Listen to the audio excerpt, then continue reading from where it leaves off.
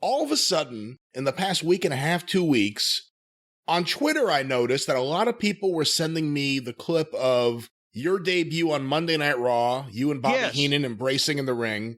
And then when I went to go through the drive-thru emails, I was surprised to see there were a number of questions about this, and I'm not exactly sure why this is a popular topic again. Do you have any idea?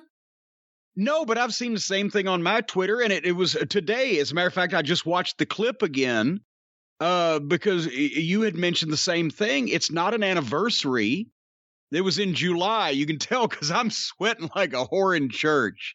I am just pouring sweat.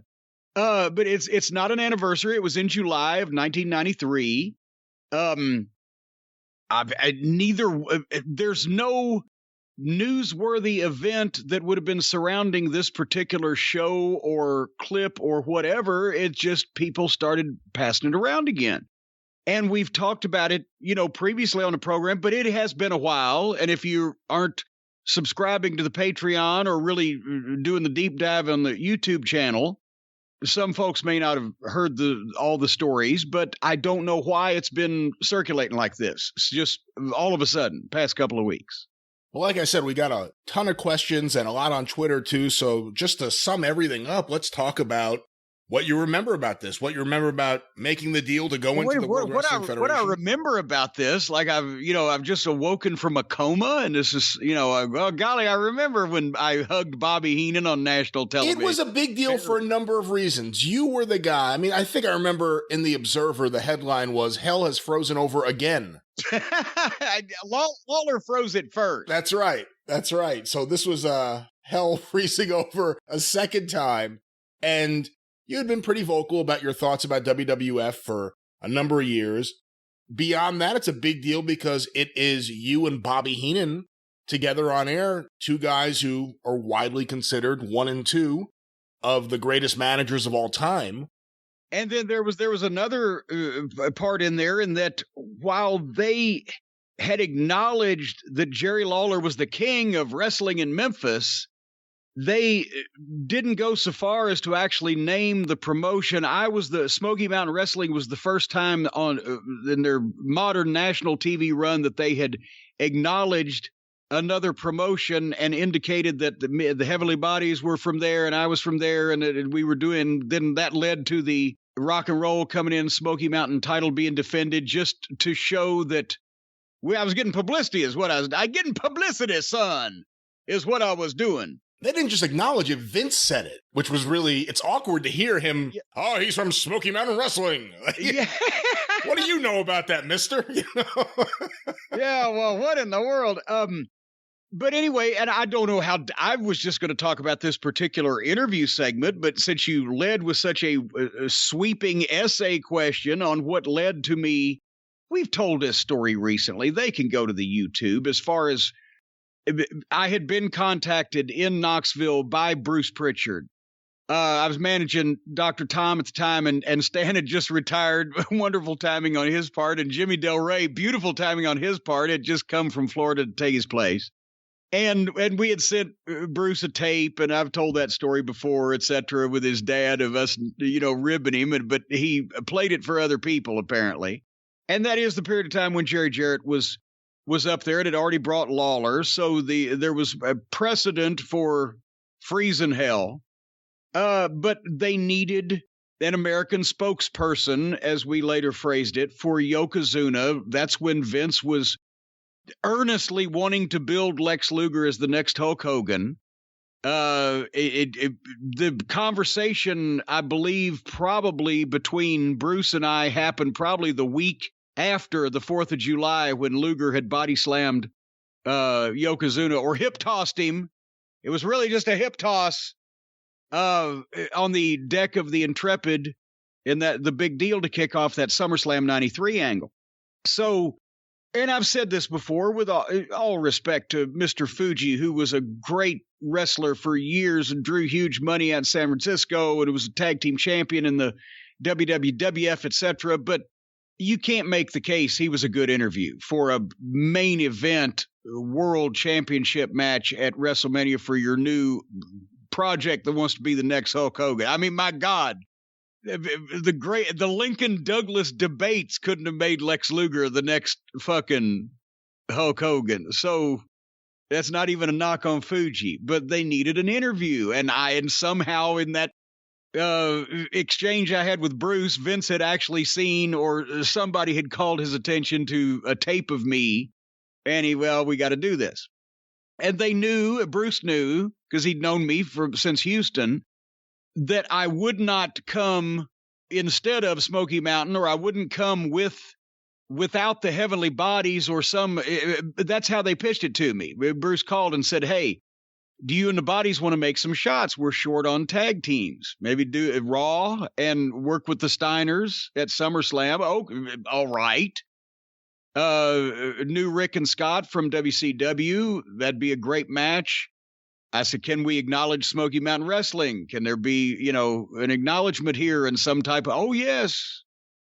And I didn't realize until we got there in Alexandria Bay, New York. We told that story here about 6 months ago about that giant tin building. They said it's still there. Somebody said it's still a dump. But we're expecting, WWF Monday Night Raw to be in a reasonably modern arena, and it's this fucking exhibition hall in Alexandria Bay out in the gravel parking lot. That was our debut. But when we got there to do our first night TV, that's when Bruce brought me back to see Vince and Pat Patterson. I forgot to mention the first time that I met Pat Patterson in person when we did our tribute to him the other day. I had met Pat outside the Orange Bowl in Miami after the Great American Bash 1986. Really? Yes, because me and Bobby and Dennis, we weren't on last. I think we were on next to last, and it's the Orange Bowl, and it's not a great neighborhood, so we're rushing to get in the fucking rental car and get the fuck out of Dodge, beat traffic, right? Not that there was 50,000 people in the Orange Bowl. That was one of the ones that was a little dodgy. There was like 10 or 12,000. But as we're rushing out to the parking lot, try to beat the people, some guy in a fucking frumpy coat and a golf hat and tennis shoes is standing outside, sort of at one of the exits, where you can still see inside the building and the stadium and watch what's going on, but he's outside, right in the breezeway or whatever, on the way out. And he grabs me by the arm. I think it's some fan. I'm like, hey, buddy. He takes the hat off. He says, Jim, it's Pat Patterson. What the fuck?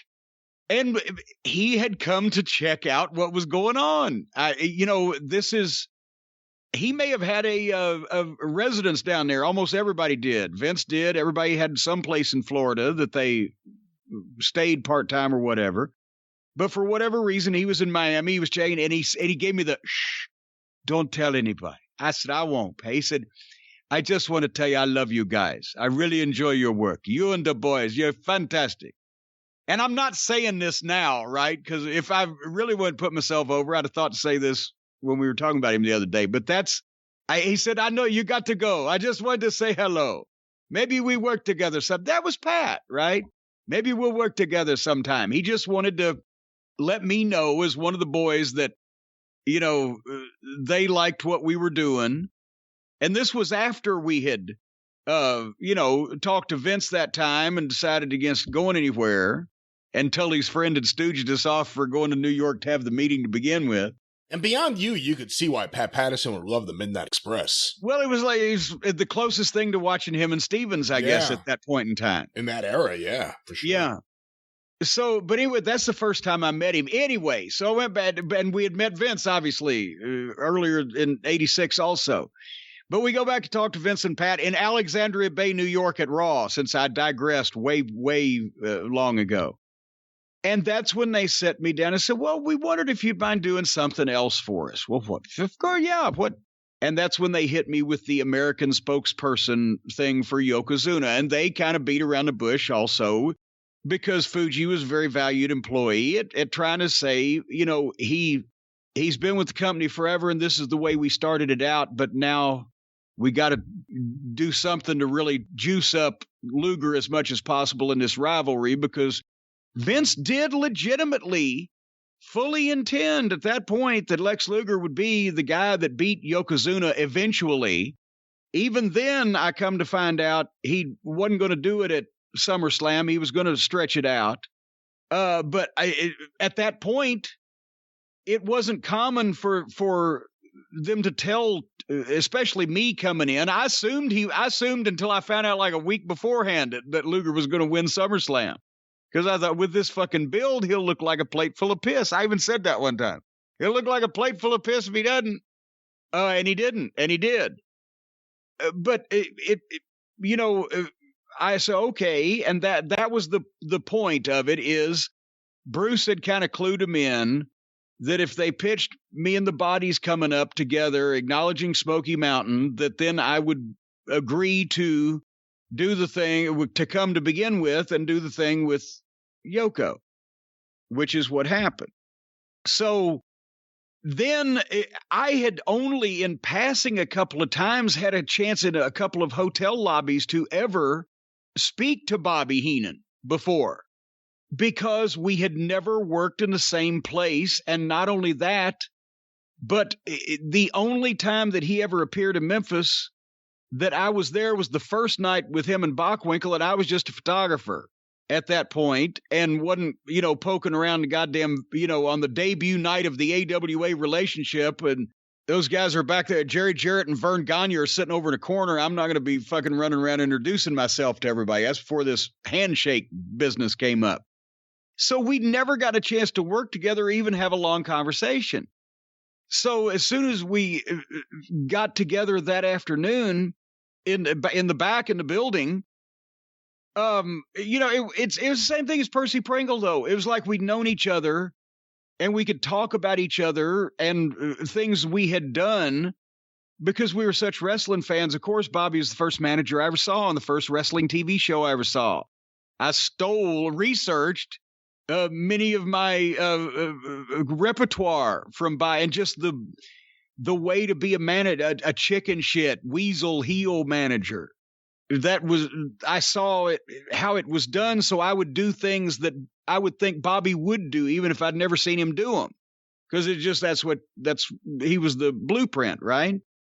But he was such a fan, like Percy was such a fan, that I love the thing you did with the so-and-so. He's seen the TVs or whatever. And also he was just so fucking funny, and we hit it off, and there was I went back and actually watched this clip because it was 27 years ago in July. So I haven't watched it a ton of times in the last 10 or 15 years, but I watched it since it was on Twitter so much lately and to discuss it. And it was 4 minutes from start to finish.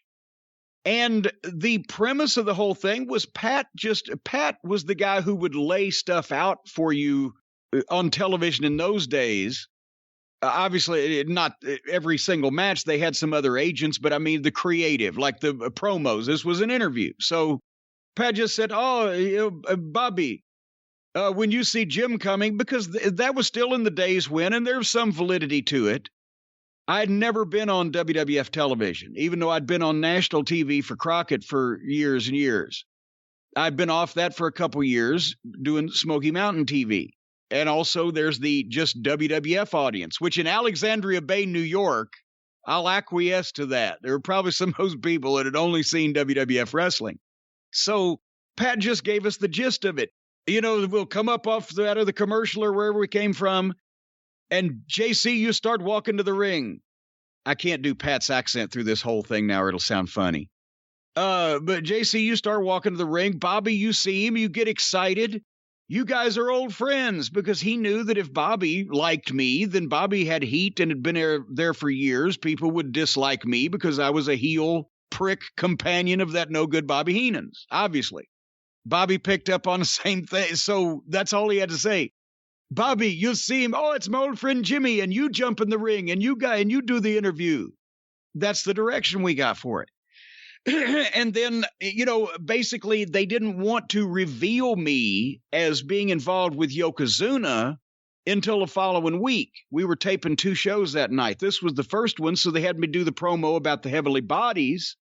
and issue a challenge to the Steiner brothers for the World Tag title, and that would eventually end up taking place at SummerSlam. And so that was my thing, hey, you're from Smoky Mountain Wrestling. And Bobby, of course, he knew what I was doing. I had my own promotion. I'm trying to get it over down there. It's hard times in wrestling. So he's going to give it that big build. And I said, that's right. And we've dominated. And now the only thing that we haven't done is come here and win this title too. And blah, blah, blah. That was the gist of the whole thing. Issue the challenge for the Steiners. Me and Bobby hug and kiss. We're old compadres. And cut to promo. And in 4 minutes, we did it. And we didn't discuss between Bobby and I word for word. So we played off of each other when we get in the ring. And he even stops me at the start. He says, no, you wait. I'm going to talk for a minute. Because he really wanted to put me over.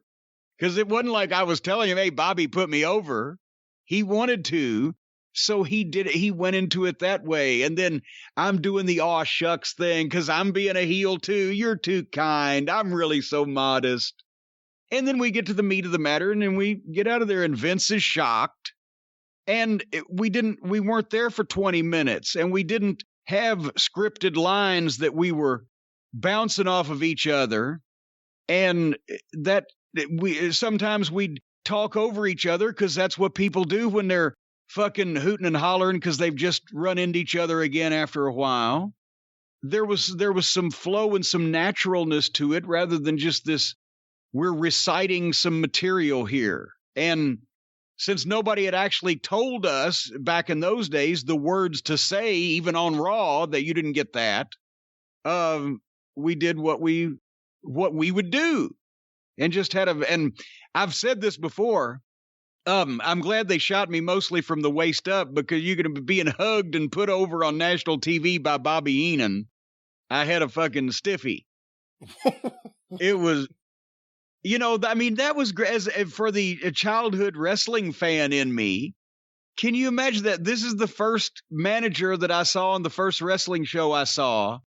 And now, wait a minute, 21 years after that, from, laying in my mom's floor and watching him on TV fuck with Sam Miniker and Dick the Bruiser, to being introduced by him when now I'm the top manager in the company that he's working for. He's retired and become an announcer, obviously, but that's fucking strange, odd, surrealistic even.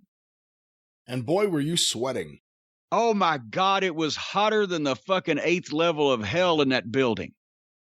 Oh, good Lord. Because the place was packed. I think they used it for somebody said when they tweeted here, when we talked about it, as I said earlier this year, that it's still there and it's still a dump. And I think they use it for not rodeos, but just stock shows, cattle. There was cattle barns. There were cows outside and there was no those lights were in there bouncing off that tin roof. It was like being in a fucking oven. Raw was not glamorous in 1993. Go to the Mid-Hudson Civic Center in Poughkeepsie, which I loved because it was in the same complex as the hotel they put us up, and they had great room service, so you didn't even have to go outside to go to the show. But the goddamn building seated like 1,800 people, and the wrestlers' locker rooms consisted of 2 rooms that basically would double as a standard-size hotel room, with 2 standard-size fucking bathrooms with 1 toilet and a shower stall for 50 fucking WWF wrestlers. You can imagine, besides the line to get into the bathroom at any given point, what the condition was of them later in the night. And the floors were fucking wet and shit, bags everywhere. We had to step over people. The humidity, the walls were fucking sweating. The early years of Raw was not all sunshine, lollipops, rainbows, and waterfalls, kids. Where was the Raw? Because that was a great year for Raw, 93. At least until the end of the summer, Raw was awesome. Where was the Raw where you had the first interview where you confronted Luger? Was that there because he sweated through his suit? Yes, that's when I announced that I was the American spokesperson and approved the contract and stopped the proceedings while I approved same. That was the second hour that we taped that night. Yeah, everybody, it was like you just turn a shower hose on everybody. It was so fucking hot. He sweated through everything he had. Luger was a free perspire. Anyway, Michael Hayes may have melted if he'd worked for the company at that point in time. If he'd have gone in that building, he may have looked like Vincent Price in a House of Wax.